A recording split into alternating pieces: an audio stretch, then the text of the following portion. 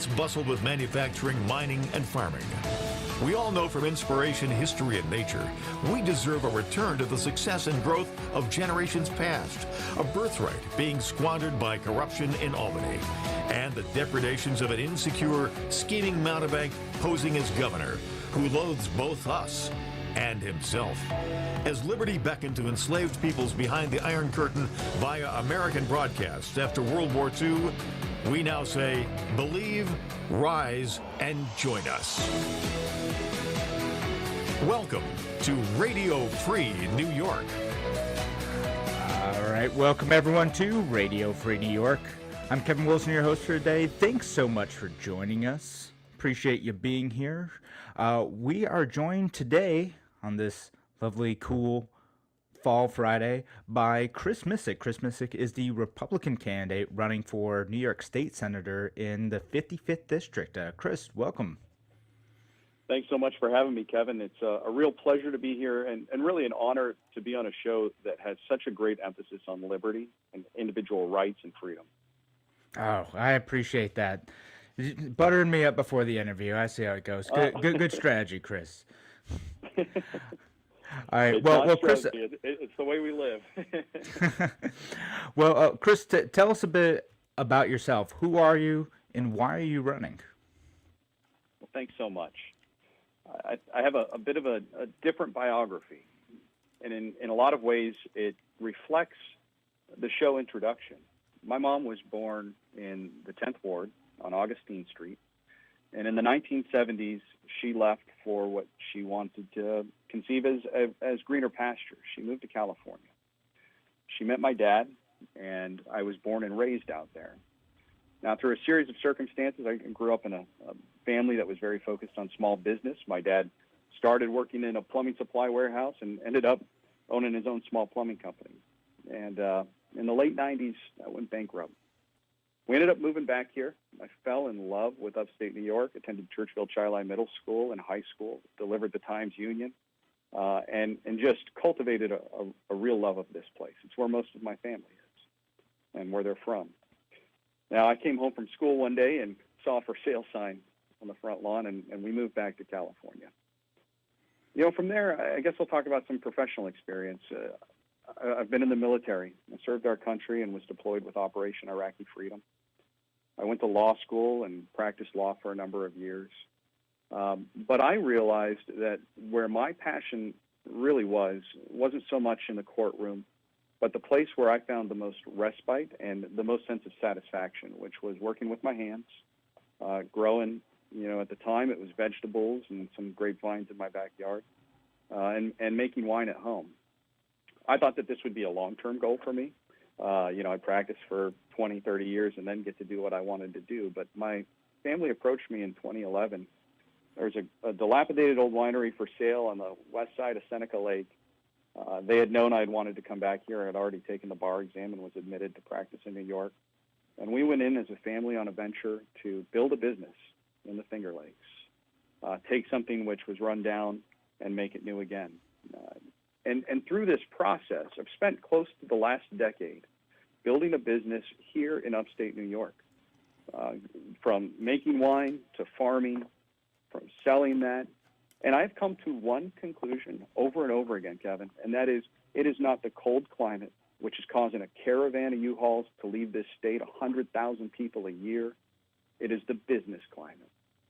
We are operating under a suffocating environment of bureaucracy, of excessive taxes, of regulations, which in the end go towards creating less jobs, less successful businesses, and a suffocation that you don't find when an emphasis is on individual rights, individual liberty. Yeah, no, thank you for letting listeners know kind of what perspective you're coming from. And, so you're a small business owner, you work in agriculture, in the winemaking industry, which is an incredibly important industry for the region. And before we go on, just because I know many of the listeners here understands like their districts and who they're voting for, but can you just describe the 55th district real quick and who's there now? Definitely. So the 55th district is sort of this perfect slice of upstate New York. in the sense that it encompasses urban, suburban, and rural. It starts up in Irondequoit and moves south, picking up towns like East Rochester, Perrington, Penfield, Pittsford, part of the city, Rush and Mendon, and then moves into Ontario County, where we have Victor and Bloomfield, East Bloomfield, Bristol, South Bristol, and Naples, Canadas. You really have a little bit of everything right here in kind of central western New York. And where you have everything geographically, you also have a lot of the problems that we've confronted.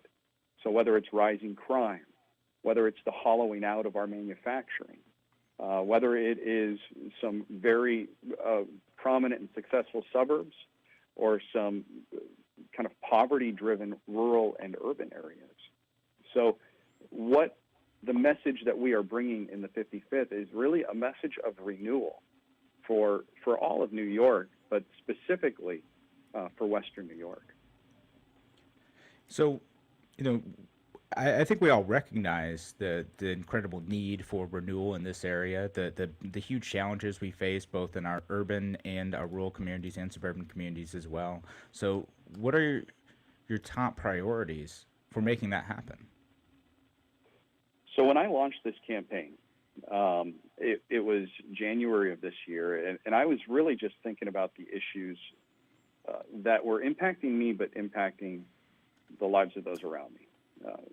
Those issues came down to three things: taxes, jobs, and crime. Taxes, in particular with regard to property taxes and how they impact the working and middle classes. We don't necessarily see home appreciation in our state the way other places do. And it's because the tax burden on homeowners is so onerous that it limits that appreciation. And what that means is this, that the one asset that working and middle class folks have that they can use for retirement to help supplement college education if that's the direction their child wants to go, and make their lives better economically, maybe start a new business. It's strangled because there's this feeling, in essence, that we don't own our property. We're essentially leasing it from state and local governments. That is one of my high priorities. And within the tax environment, I also lump in, from a business perspective, not just what we think of as ordinary taxes, but the innumerable fees that get added on that have to do with everything from permits to requesting permission to engage in business. These are the things that I think stifle that. With regards to jobs, I work in both a rural and a more suburban environment. And I see that there is a misalignment in jobs. There are plenty of jobs in some places, but with no one to fill them. And there are plenty of jobs in others, but without the skill sets. And when it comes to crime, I'm one who believes that poverty is one of the driving factors of criminal behavior. And I believe that the poverty here is because we have a system in this state of misplaced economic development. So it is misplaced because of this. It is hard to start a business here. It is hard to grow a business. And on the state side, we see all too often that taxpayer money goes to what are basically crony slush funds. I mean, we know the name Percoco and Caballeros because they were involved in multi-million-dollar schemes to defraud taxpayers. But those were only the names we know. I think we know that the corruption in the state is so onerous that there are more names. And I don't want to go on, but I will say this. When COVID-19 came, I worried, oh my gosh, are the issues I was going to run on even relevant anymore? And I think what the crisis has done is simply shown a light that they are more relevant than ever. These are structural issues. We need to address these today. Absolutely. It's highlighted the structural issues that many New Yorkers face. And we're going to head to break now. But again, we're joined by Chris Missick, the Republican candidate for New York State Senate in the 55th District. And we'll be back with more questions and more policy discussion right after the break. Talk to you soon.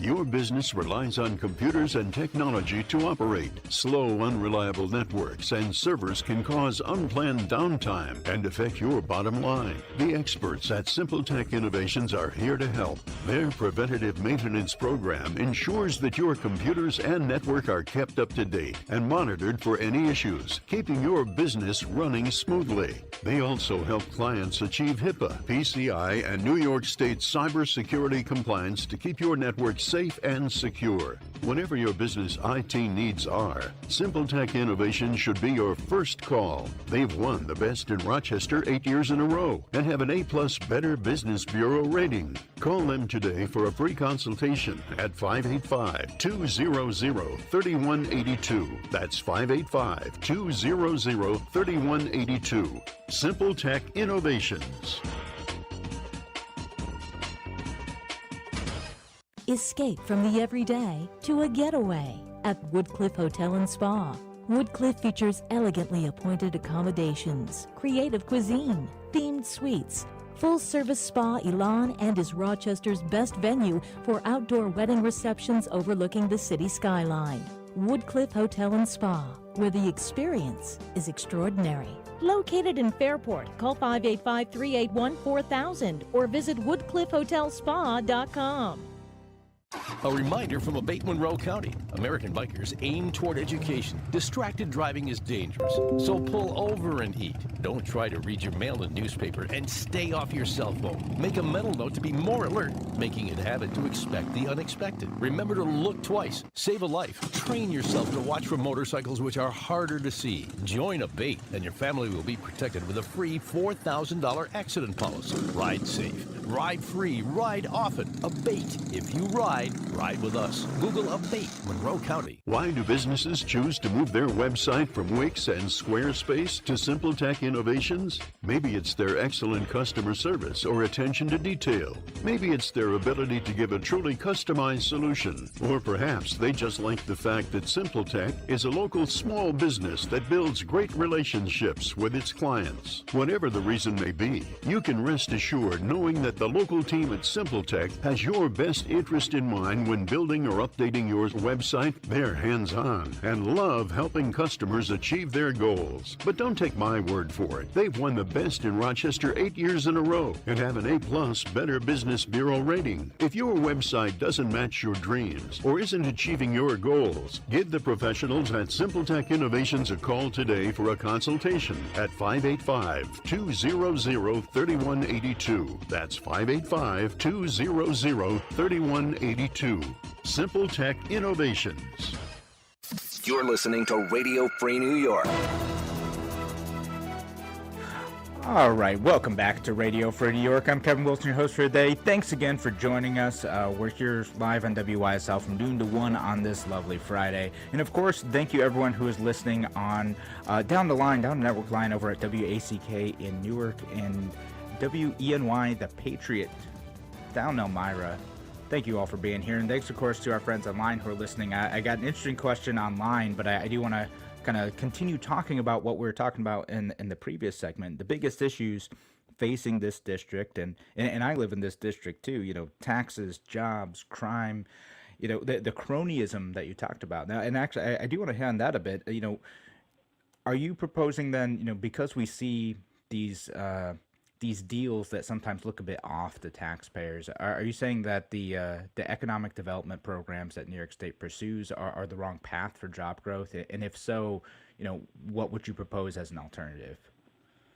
Yeah, so first and foremost, I do think that the way the Economic Development Fund is set up in New York State, and it is about $8 billion, with at least $750 million of that going to these regional economic development councils. It needs to be overhauled. Part of what I've called for is a new approach to how we deal with ethics and corruption in this state.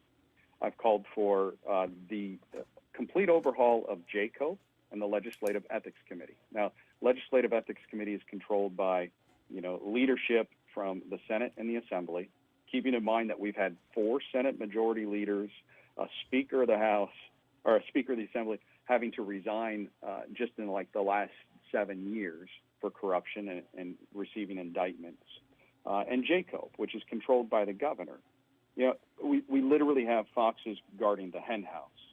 I support an anti-corruption amendment which moves this to an independent investigative body. We really need independent oversight to make sure that if there is corruption, it is stopped. And that kind of goes in line with some of the other reforms with regard to corruption. I am so tired of feeling like New York City controls the politics for all of us in Western New York. And it almost doesn't matter if you're Democrat or Republican or Libertarian or any other party. You get that sense. So I would like to see a ballot initiative process in New York. There are issues that we need to have heard in this state. And without that ballot initiative process, it's not going to happen. We can come together in Western New York to make that happen. Yeah, no, that could be a very interesting tool to to make reform in New York State. Now, I mean, you mentioned though that it feels like state politics are controlled by New York City, and my worry with these types of proposals is that, well, they would continue to control the state. Now, would you support any bills to divide New York State? Do you think that that's the right solution to control by New York City? So I've actually been on record supporting the idea that the voters of the state should have the ability to vote on an amendment that allows the state to be broken up into 3 areas, not necessarily from statehood perspective for now, but so that there would be regional legislative councils that can express the interest and return the control of governmental decisions closer to the people. I still believe government needs to be as close to the people to make the best decisions possible for those people. And so I would definitely support that coming up for a vote for the people of New York. I'd probably vote for it. I think that the tenor of where we will be going as a country in the future will discuss whether or not we will be dividing the state itself.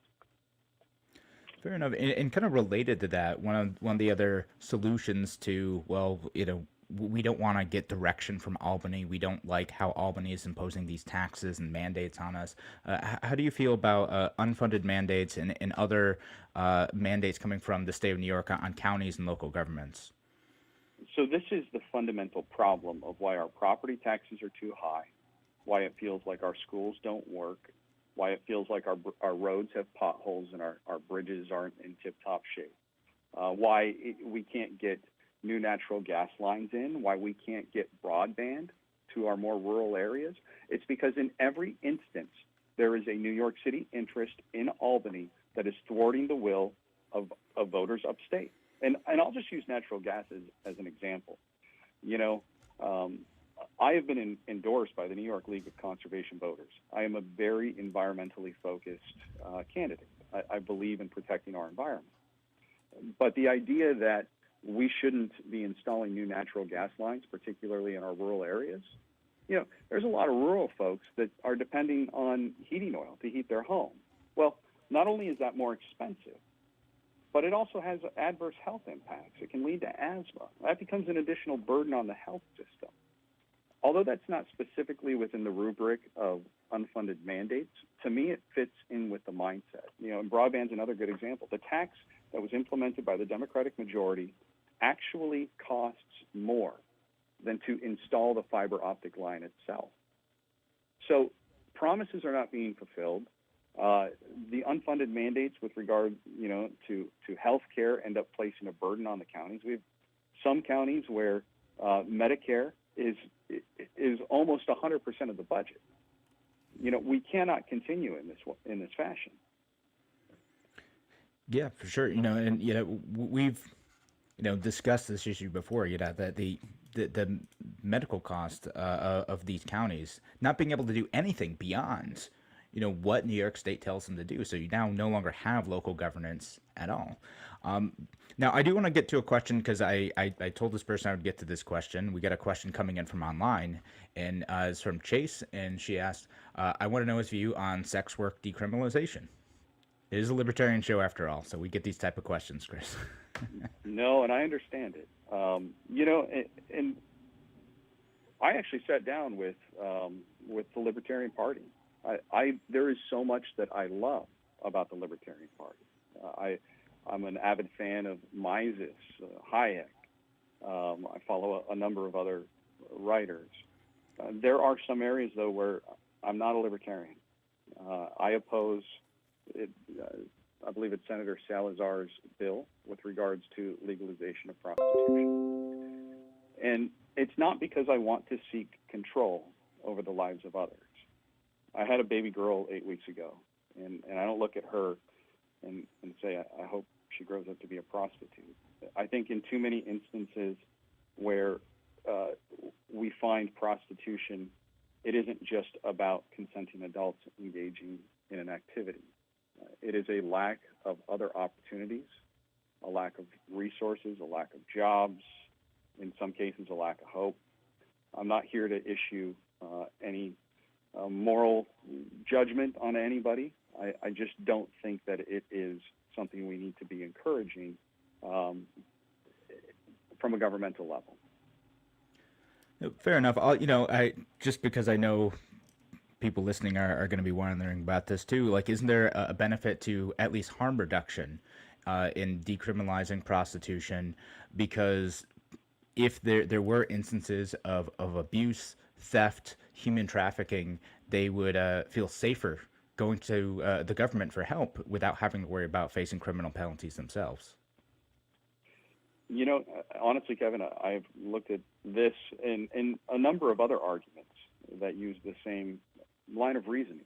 Like, there is a valid argument to be made, but I disagree with it because I think one of the other challenges we face is human trafficking, and I think that legalization will lead to the potential for proliferation. The market will get bigger, and in order to feed that market, I fear that we will see more human trafficking take place. And I think that we have to think about the person who is the victim of human trafficking. They're in an entirely new environment. They're already scared of the people who control them. And I think that simply shining a little bit of light on it by making it legal will actually lead to the potential for increased human trafficking and more heartbreak and social destruction. I think that at its core, though, this is kind of my point. There are so many points where I agree with good libertarian arguments, solid arguments that I can't find any disagreement with. That in making your decisions on candidates, let's try and work towards the 80% we can agree with versus the 20% we find disagreement with. Well, fair enough. Well, now the voters listening to this show today will have to decide if they agree with you on that. But I appreciate you answering the question in earnest, even though you know that I disagree with you a bit. That's all right. Well, I promised you a long time ago. You always get honesty from me. So. Oh, appreciate it, sir. All right, so actually, I did want to ask too, because I thought of it with the natural gas pipeline. How do you feel about fracking? Is that a process that should be opened up more in New York State? So on the issue of fracking, I am of the belief that there are costs and benefits to everything. When I think of the Finger Lakes, specifically the 55th District and some of the surrounding areas, I think the social cost, this is a typical tragedy of the Commons argument, are too high. Our water resources are too important. Our natural beauty offers an incredible amount of economic growth. It's a driver for us. But I do feel like I drive through the southern tier, and there's abject poverty. Those people should have the decisions themselves. Okay. Well, great. Thank you again. We're joined today by Republican candidate for New York State Senate 55th District, Chris Missick. Here on Radio Free New York, we're going to be back in just a few minutes to continue discussing the issues that impact you, the voters. Let us know online what questions you want us to ask. Talk to you soon.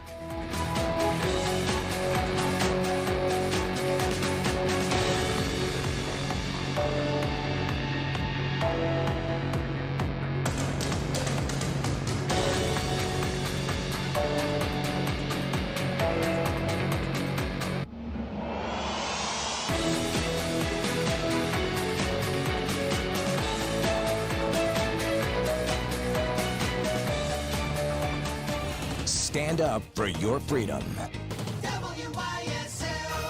AM 1040 Avon Rochester, FM 92.1 Rochester, and FM 95.5 Spencerport. Here's the latest forecast from the News 10 NBC Weather Center for today. Plenty of clouds out there to start. Showers will clear early. Clouds will break midday, early afternoon. Then we'll get some sunshine to close out the day. Cooler in the low 50s. Clear, a little frosty cold tonight, down well into the 30s. Saturday looks like a beautiful fall day. Plenty of sunshine. After a frosty morning, should be a nice afternoon in the low to mid-50s. I'm Rich Ganillia, WYSL. Why do businesses choose to move their website from Wix and Squarespace to SimpleTech Innovations? Maybe it's their excellent customer service or attention to detail. Maybe it's their ability to give a truly customized solution. Or perhaps they just like the fact that SimpleTech is a local small business that builds great relationships with its clients. Whatever the reason may be, you can rest assured knowing that the local team at SimpleTech has your best interest in mind when building or updating your website. They're hands-on and love helping customers achieve their goals. But don't take my word for it. They've won the best in Rochester 8 years in a row and have an A+ Better Business Bureau rating. If your website doesn't match your dreams or isn't achieving your goals, give the professionals at SimpleTech Innovations a call today for a consultation at 585-200-3182. That's 585-200-3182. SimpleTech Innovations. With colder weather coming, know that Turnbull, your York certified comfort expert dealer, has the highest quality, most reliable York systems with the best warranty in the business. Install confidence this winter season with Turnbull Heating in York. 10-year parts and labor warranty, 0 interest up to 18 months, more than $300 in utility rebates, and 24/7 service by certified Turnbull technicians. Install confidence this season with Turnbull and York. You'll be comfortable with the best. Turnbull Heating and Air. Call 343-2005 in Avon 226-6180. Great care depends on strong connections. And in this time of rapidly changing healthcare needs, United Healthcare is helping you stay connected to the people and services you depend on in many important ways. From virtual doctor visits to prescriptions delivered by mail to 24/7 one-on-one support. When you choose United Healthcare Medicare Advantage plan, we'll help you get the care you need quickly and easily. To learn more, call United Healthcare today. 1-844-250-8354. Benefits and availability may vary by plan and location. Open Door is a great place because it helps you with your whole self. It's not just about the addiction. For me, it's been just getting in touch with that little boy who never really grew up. I don't feel like I have to save him anymore. I can just let him live. I don't have to be afraid. And I can't think of anywhere else I would want to be to do that. It's safe. It's challenging. But it works. Go to opendoormission.com. Geneseo Hardware and Rental has a new expanded location on Route 28, east of the village of Geneseo. Over 6,000 square feet with a large selection of plumbing, electrical, home and garden, and much more. Geneseo Hardware offers Valspar paint, a wide selection of rental items, plus screen and window repair. Get personalized service at the new, bigger location. Geneseo Hardware and Rental, Route 28 next to Wegmans Plaza. Visit geneseo-rental.com. Looking to buy or sell your home? Contact Sharon Quartert Realty. If you're wondering what your home is worth in today's market, the Sharon Q team is happy to provide you with that value and an overview of the current market trends in your area for free. If you're looking to buy or build your dream home, we have the knowledge and experience to guide you through the process. We have earned the trust and confidence of thousands of happy clients and would love to do the same for you. Visit SharonQ.com or call us today at 900-1111. Hi, Tom Hamilton here, president of Hamilton Wealth Management located in Pittsford, New York. If you have more than $250,000 in savings and investments, and you've been wondering if your investments are really being handled properly, well, then it's time to at least get a second opinion. To meet with Mr. Hamilton, call 585-381-9870 or go to HamiltonWealthManagement.com. Advisory services offered through Wealth Plan Partners, securities offered through Securities America, Inc., member FINRA SIPC. Hamilton Wealth Management and Securities America companies are separate entities. You're listening to Radio Free New York. Welcome back to Radio Free New York. I'm Kevin Wilson, your host for today, and I'm joined again by Republican candidate for New York State Senate, the 55th District, Chris Missick, again, running in the district right now where Rich Funke is the current New York State Senator. And if you have any questions, I can't take phone calls today, but I am online. Go to our Facebook page at Radio Free New York or Andrew C. Hollister page or our YouTube channel. I'm answering questions there. I'm getting questions from you guys. And yeah, love to continue having this discussion. If you're a voter in the district, let me know. We'll ask Chris a question. And I do got another one. Username is Bud Soda, and he is asking about the SAFE Act. Do you think it can be overturned? And he says, do we ever return Second Amendment and perhaps even more towards constitutional carry? So I guess, what are your thoughts on the SAFE Act? What are your thoughts on constitutional carry and Second Amendment rights in general? Yeah, so I'll start with kind of the 1,000-foot view. I believe that the Second Amendment is a civil right. And we are in the fashion in this country to ensure that we protect civil rights. I'm on record as saying I think that the SAFE Act hasn't made anyone safe. We see Albany loves to do this, where they come up with a bill. Oftentimes it infringes a right or goes in a direction we don't like, but they give it a name that make people think it's doing the right thing. I've come out and said I think that the SAFE Act goes way too far. I come from the perspective of someone who is a veteran. I mean, heck, I slept with my M16 in my sleeping bag for a year. I have a comfort with these weapons. And I always encourage people, make sure you are practicing safety. Take the classes. Go to the range. But at the end of the day, we need to ensure that we are protecting people's rights to defend themselves. The Second Amendment isn't strictly about hunting. The Second Amendment is about self-defense. And people need to feel comfortable in their homes. We're at a point in this country right now where we've seen, I think it's close to 8 million brand new firearms owners. People are scared. And when they are scared, they're turning to this constitutional right, and it needs to be protected. This is a contrast between me and my opponent, who thinks that the SAFE Act is a good start. I vehemently disagree with that, and I think that we need to return the sense of liberty, but also responsibility to folks as much as possible in this state, and really respect the Second Amendment. All right, excellent. Yeah, and liberty with responsibility, that is an incredibly important point, because you can't have one without the other. It is, and I'll tell you this, on the issue of kind of the broader 2A issues, this is a really hard state. We've got a lot of ground to make up. But my legislative priority would be to ensure that we can open up the insurance market so that people who engage in home defense with the use of a firearm aren't looking at losing their entire livelihoods and everything they've worked towards. In the current climate, what you're looking at is people who have a firearm for home defense and they use it. The fact that they can face litigation as a result and potential financial ruin as a result of somebody breaking into their home, it just strikes me as morally repugnant. That it shouldn't be the case, and we should, at the very least, go down the path of making sure that insurance companies are able to offer liability insurance to homeowners. Yeah, and as the law stands right now, that's not allowed. I think there's some movement on this within the last year or so, wasn't there? I'm trying to remember if there was. Maybe not. But all right, so I'm gonna shift to another issue real quick, and I ran into Chris actually at a rally the other day. It was like a week ago or so, and it was concerning the ability of people to be able to visit their parents and their relatives in nursing homes. Chris, can you talk about that situation and what we should be doing about that? Definitely.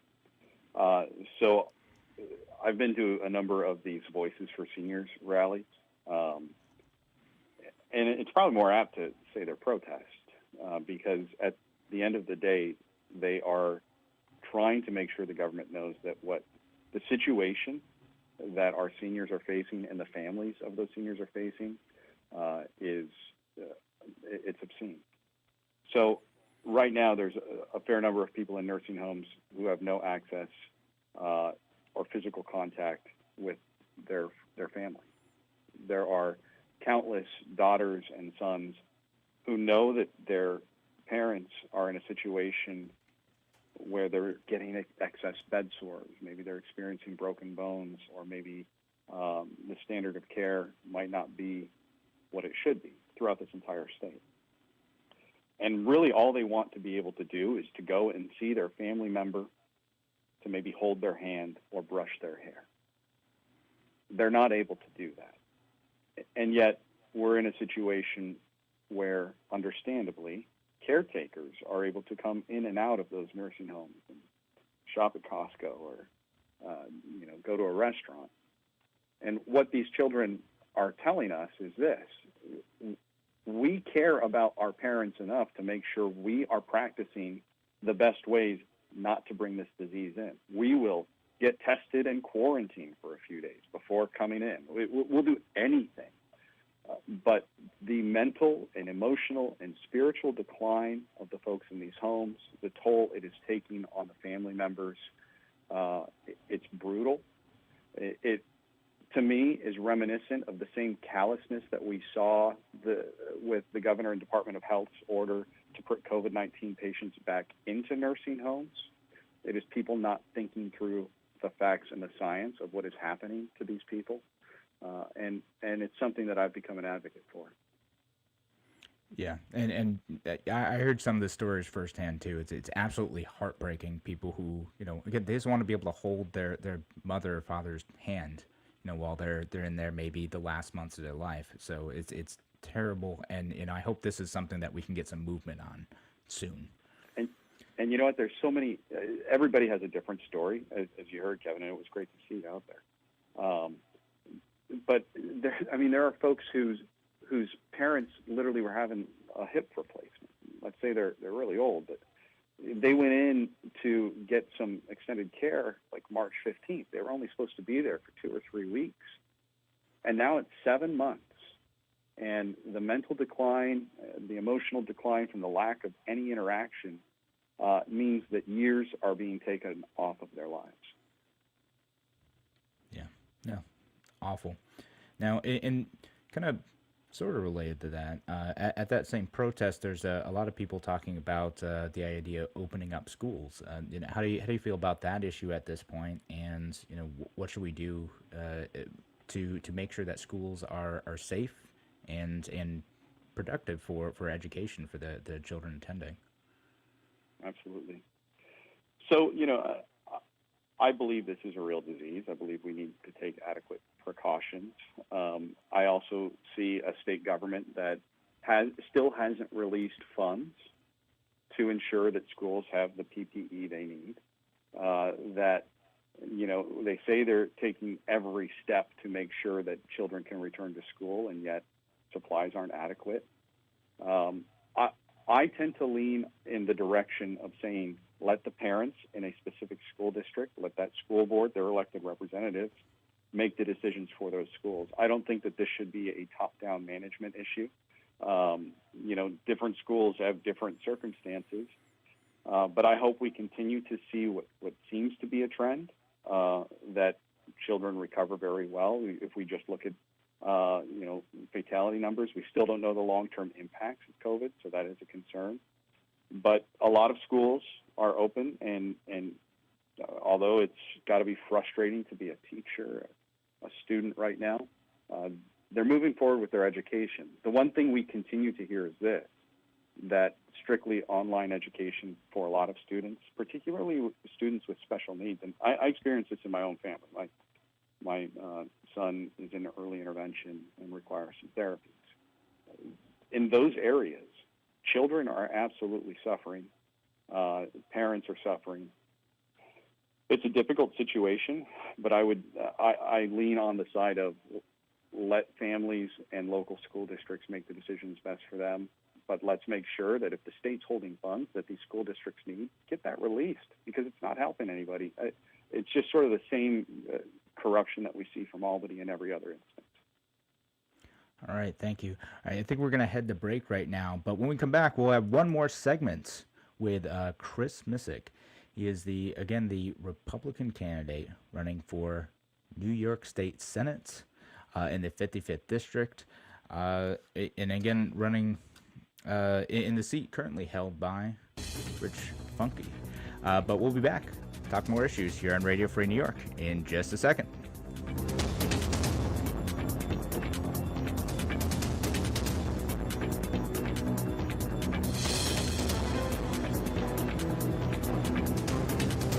Why do businesses choose to move their website from Wix and Squarespace to SimpleTech Innovations? Maybe it's their excellent customer service or attention to detail. Maybe it's their ability to give a truly customized solution. Or perhaps they just like the fact that SimpleTech is a local small business that builds great relationships with its clients. Whatever the reason may be, you can rest assured knowing that the local team at SimpleTech has your best interest in mind when building or updating your website. They're hands-on and love helping customers achieve their goals. But don't take my word for it. They've won the best in Rochester 8 years in a row and have an A+ Better Business Bureau rating. If your website doesn't match your dreams or isn't achieving your goals, give the professionals at SimpleTech Innovations a call today for a consultation at 585-200-3182. That's 585-200-3182. SimpleTech Innovations.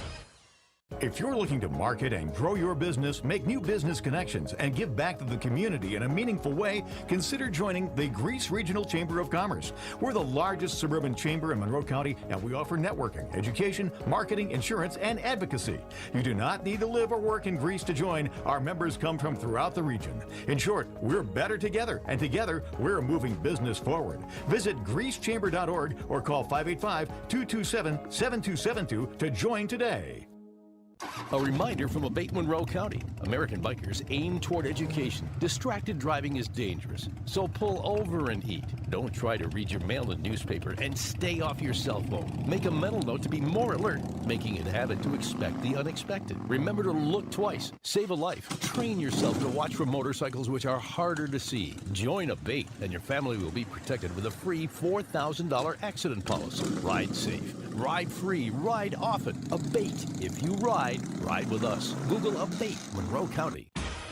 Your business relies on computers and technology to operate. Slow, unreliable networks and servers can cause unplanned downtime and affect your bottom line. The experts at SimpleTech Innovations are here to help. Their preventative maintenance program ensures that your computers and network are kept up to date and monitored for any issues, keeping your business running smoothly. They also help clients achieve HIPAA, PCI, and New York State cybersecurity compliance to keep your network safe and secure. Whatever your business IT needs are, SimpleTech Innovations should be your first call. They've won the best in Rochester 8 years in a row and have an A+ Better Business Bureau rating. Call them today for a free consultation at 585-200-3182. That's 585-200-3182. SimpleTech Innovations. Radio Free New York. All right, welcome back to Radio Free New York. I'm Kevin Wilson, the host for today, joined again by Chris Missick. He is the Republican candidate for New York State Senate in the 55th District. And, we were talking before the break about some of the educational issues and the challenges of going back to school and the state releasing money. But you did say something about, how families should be able to make some of those decisions for themselves. So my follow-up question to that is, how do you feel about school choice? Should families be able to take some of the taxpayer dollars that are their own taxpayer dollars that are allocated towards public schools and be able to reapply those to other educational solutions that might work better for them? I do support school choice. I support a lot of areas where parents are given more control and where people are more innovative in the field of education. And whether that's homeschooling, whether that is charter schools, we can run the gambit. Thomas Sowell has a recent book out with regard to some of the innovations that have happened, particularly in New York City, but around charter schools. And the results are fantastic. not every case, but overall, when people are given kind of the freedom to choose, and children are given different opportunities, the outcomes are quite good. Yeah, I mean, who would have thunk of that? If you're able to choose and you're not forced into one choice, sometimes that ends up with better outcomes for people. You don't have to have the government dictate your entire life. I've been a big advocate overall of parental rights. Yeah, do you want to expand on that? I know where you might be going. What other parental right issues do you think are salient right now? I have stood by parents who, for religious or health reasons, and in particular, I'm close to many in the autism community, children who cannot take a vaccine and then who are not allowed to sit in the classroom, and the struggles that a lot of these parents have gone through. Regardless of, again, some of these issues, it's not whether or not you think a vaccine is effective or not. The core of it is this: if the vaccine is effective, then your children are going to be fine if they're vaccinated. If there is an issue why one child or why some parents may not want that child to be vaccinated, they should not be shut out of our education system entirely. So, would you vote to repeal the religious the change in the vaccination laws that happened a couple years ago? I removed the support religious exemption? 100% the religious exemption with regards to vaccinations. Okay, there it is. We'll move on to another issue. 'Cause again, I'm libertarian to get asked about this. If a vote to legalize recreational marijuana comes up in the New York State Senate, would you vote yes on that?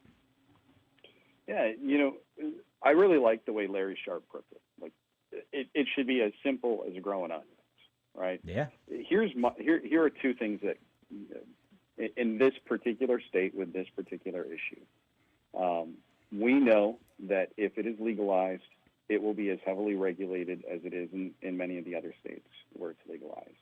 And it's because they look at it as a source of extraordinary revenue. They're going to overcalculate how much that revenue is, and they're going to spend that money before it comes in. People are still going to be going to jail for growing and selling marijuana, so it doesn't even solve that issue. This is another issue, sort of like the previous one. I'm not going to, issue any moral judgment. This is. I would like to see us have some sort of test similar to a DWI test, where we can determine whether or not someone is risking other people's lives, putting other people's lives in jeopardy if they are inebriated, currently high. It's an issue that's going to happen. I just wish we had a little more say on it, and again, went in the direction of, why does the government have to set up an entire new bureaucracy where we're still going to see people in poverty going to jail for the same thing, and it's being directed solely as a cash cow, with budgets that are going to be overestimated and overspent, and we're going to be in the same budgetary position. So, on this issue, I can't say I would necessarily support the legislation that's coming before, but that's the philosophical background I bring to this. So you're saying regulate it like onions. You're not going to comment on any specific bill necessarily because you need to see devil's in the details type of thing. I think devil's in the details. We need a very trustworthy test to ensure that somebody is not kind of in a currently high state that would cause problems with jobs, cause problems with driving, et cetera. The way we have with alcohol. I mean, we have that issue now, though. Like people, I mean, it's a fact. People can get marijuana if they want to. It's not. Oh, no. I agree. There's a difference when something is, and again, unfortunately, this is just the way we look at issues in this state. Something that is granted, decriminalization or permission, and if we see entire retail chains like we see in other states without that sort of a test, is all I'm saying. It's more of a public safety safeguard that I'd like to see in place. But I worry that the direction we want to go, again, they look at it as a revenue driver, a way to get more tax money, and it's not going to end up helping the people that it's designed to help. No, I wouldn't trust New York State to do that at all. It has a long track record of not doing that. But speaking of public safety, I think I saw you post on your Facebook page this morning that you were concerned about parole reform. Could you expand on that issue a bit? Yeah, in all, and we had a big discussion with regards to bail reform in this state. My position has been fairly clear that the issue of cash bail is a constitutional issue, but we do need to make sure that cash bail, if it's instituted, how it's instituted, is fair for people. My biggest issue is this, on the discretion of judges being taken away. What I worry about right now, and it's been an increasing concern for me, I'll admit, is we've got guys like Taekwon Rivera who are leaving a trail of wreckage and victims in their wake. With crime up 55% in Rochester, with crime up 100% in the state, I just think it's the wrong time to be going down a path with regard to certain criminal justice reforms that increase people with criminal propensities to be on the street. Because with the mindset of the legislators in Albany, they continue to institute policies that are putting the curve of crime on an ever higher trajectory. With regards to at least parole reform, we can't keep people locked up indefinitely. The goal is to make sure that people are able to get out, pay their dues and get back into society. Aren't they? And again, having spoken with people who've been on parole and find the process, downright terrifying. If they miss a single appointment, there's a possibility they could go back to jail. Shouldn't those people be able to have some grace and be able to show that they are in good faith, making an attempt to be a productive and free member of society after they've been incarcerated? Of course, when people have paid their debt to society for committing crimes, for, like I said, creating victims, what I'm worried about is I have seen specifically the radical progressive left, the New York City voice, pushing these things out of the hands of people who can make valid decisions and basically just having checkboxes. So, you have the lack of discretion in making decisions based on a totality of the circumstances, and instead there is simply here for 5 years, you serve 2.5, that's good enough for us, check, you're gone. We need to make sure that people who are released, who are parolees, who are coming back into our communities, truly are reformed. Absolutely. Well, Mr. Missick, I hope we can have the opportunity to talk about this again if you are elected. Real quick, where can people find you? Vote Missick, MISSICK.com, and that's Vote Missick, all the handles for social media. All right, fantastic. Thank you so much for joining us here on today's Radio Free New York. We will be back next week. Have a wonderful weekend, folks.